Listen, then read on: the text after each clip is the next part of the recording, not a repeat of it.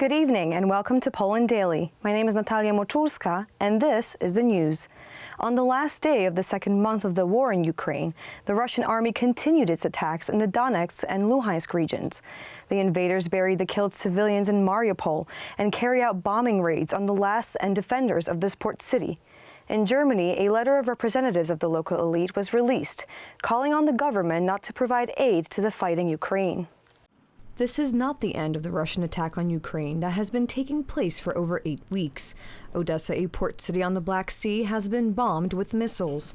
As a result of the shelling, 8 people were killed, including a 3-month-old baby. It is the face of the Russian world. I can't say anything else. We are ordinary civilians who go to work, come back from work, such an ordinary life. We did not expect this, but it happened. We only hope that God or our armed forces will put an end to this hell. Please forgive me. I have to go. The shelling may start soon. The dramatic situation also continues in Mariupol. According to representatives of local authorities, Russian soldiers are removing bodies recovered from under the rubble of the theater bombed in March and dropping them into a 300-meter-long trench. The president of Ukraine, Volodymyr Zelensky, is convinced that in the face of Russia's aggression against Ukraine, the partner countries will not stop supplying weapons.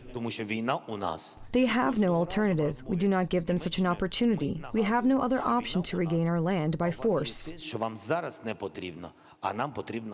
Prime Minister Morawiecki met in Kraków with the Prime Minister of Ukraine, Denis Shmyhal. Both emphasized the need to impose further sanctions on Russia. They also talked about the export of grain and other Ukrainian goods, in which Poland is to participate. Podpisaliśmy dzisiaj memorandum. Today, we signed a memorandum of cooperation in export and import when exporting Ukrainian goods to all other countries. Polish and Ukrainian companies will also be able to benefit from this cooperation. We want to build this economic future together. In turn, the German Chancellor Olaf Scholz has still not decided to effectively supply Ukraine with heavy weapons. It is especially important to carefully consider each step and closely coordinate steps with foreign partners. Avoiding an escalation that will involve NATO is a top priority for me. Therefore, I do not focus on the polls, nor do I allow myself to be irritated by criticism. The consequences of a mistake would be dramatic. Some German politicians, publicists, political scientists, actors, and professors signed the appeal to the Chancellor, demanding that the supply of weapons to Ukraine be suspended. The authors of the open letter argue that the country has no chance against Russia and should surrender now. Regardless of who is in charge in Germany, whether the CDU or the CSU together, or the FDP would rule in a coalition, or the socialists, the direction of this country towards cooperation with Russia is fixed. I think not even for several dozen, but several hundred years, whether ruled by Frederick the Great, ruled by Otto von Bismarck, or ruled by post-war chancellors. This German-Russian relationship is always paramount. Because of geopolitics, Germany's understanding of its presence in Western Europe and Russia's presence in Eastern Europe are exactly the same. The division of the sphere of influence between the two countries has been clear and has been implemented for hundreds of years.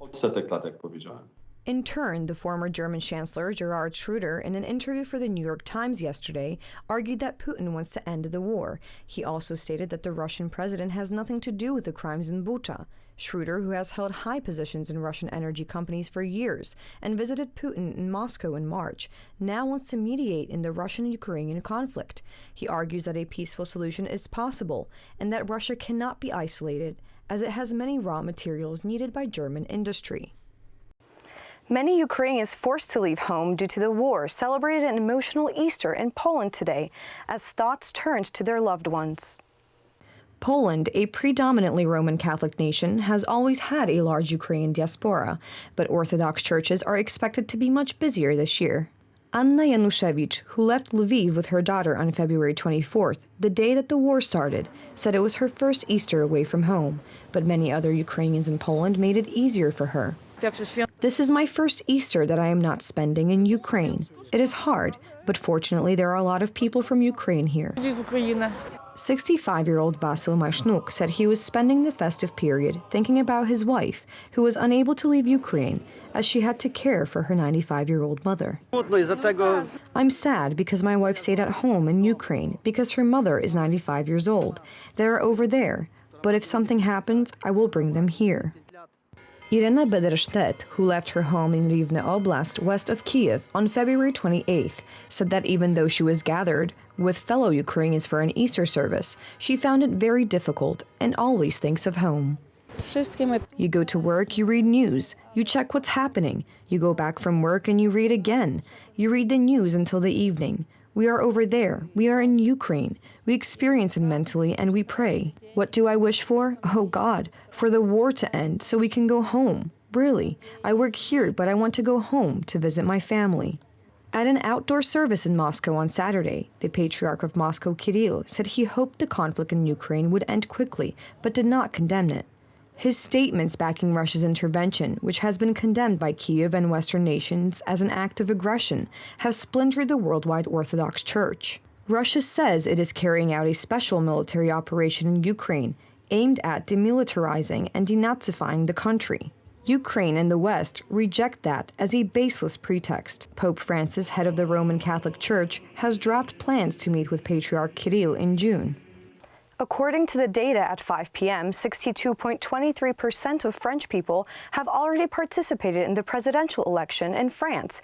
This is an over 2 percentage points less than in the previous elections in 2017. These are the last moments to cast your vote. Polling stations in the largest cities in the country will be closed at 8 p.m., and then we will know the preliminary results of the vote. The French began voting today in an election that will decide whether pro-European Union centrist President Emmanuel Macron keeps his job or is unseated by far-right Eurosceptic Marine Le Pen in what would amount to a political earthquake. Le Pen visited a Hénin-Beaumont polling station to cast her ballot, while President Macron voted in the seaside town of Le Touquet. Parisians face stark choice between Macron and Le Pen.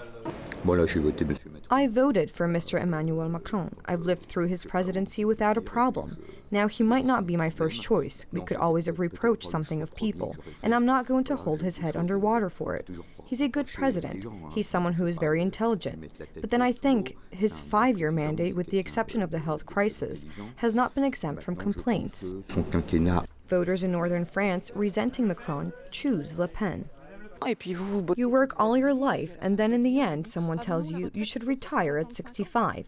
Some people will not live that long because they are sick, because they have a poor lifestyle, because everything is more and more expensive. I think that with Marine Le Pen, I wouldn't say we would become richer, but life would be more fair. Everybody will harvest the fruits of their labor, which is not the case with Emmanuel Macron. Neither Macron nor Le Pen. Some voters choose a blank vote.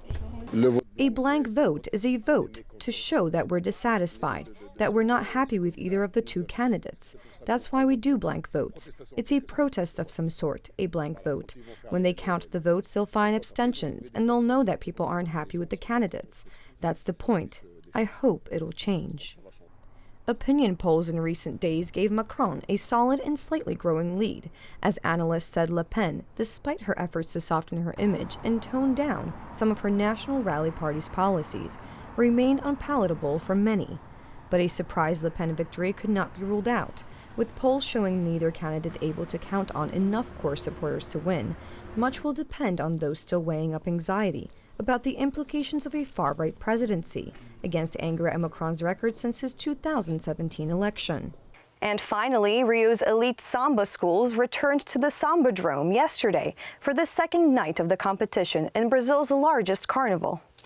Following a 2-year hiatus as a result of the COVID-19 pandemic, the dazzling parade started with top samba school Paraíso de Tuti, followed by members of all-time greats Portela. This year's event was pushed back from its traditional date in February to April due to an increase in COVID-19 cases as the Omicron variant spread throughout the country. I'm very happy to be here participating in this party, coming back after these 2 difficult years of the COVID-19 pandemic. There's been a lot of suffering and a lot of estrangement from friends, so I'm really happy.